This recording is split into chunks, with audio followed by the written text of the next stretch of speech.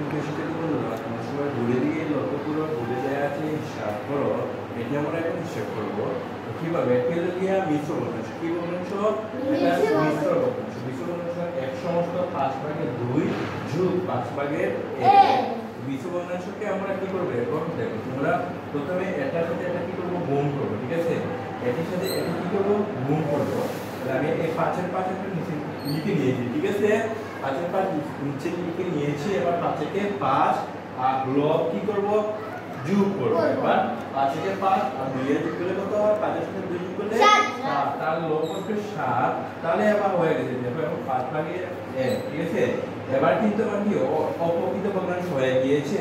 সুতরাং এবার আমরা কাজ করতে পারবো। সুতরাং এবার দেখো তো আমরা কি করব, এটার লসাগু কত, হর কত আছে 5, একটা নিয়ে নেব 5। তারপরে 5 দিয়ে 5 এর গুণ দিলে কত, 5 এর ভাগ দিলে 5-কে 5, 7 1 দিয়ে 7 এর গুণ দিলে 7-একে 7 হয়ে যায়।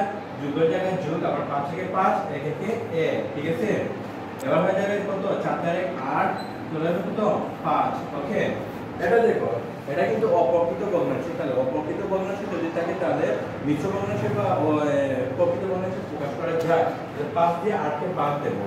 5 দিয়ে 8-কে ভাগ দিলে দেখো কত হয়, 1 বার 4। ঠিক আছে, তাহলে 3 থাকে। তাহলে উত্তরটি হবে, দেখো উত্তরটি হবে আমার এটা হবে, তাহলে হ্যাঁ 1 সমস্ত, ঠিক আছে 5/3 হবে উত্তর। ঠিক আছে, বুঝতে পারছো? বুঝতে পারছো? এটি হলো গিয়ে তোমাদের উত্তর। ওকে, বুঝতে পারছো? হ্যাঁ, যদি বুঝে থাকো তাহলে তোমাদের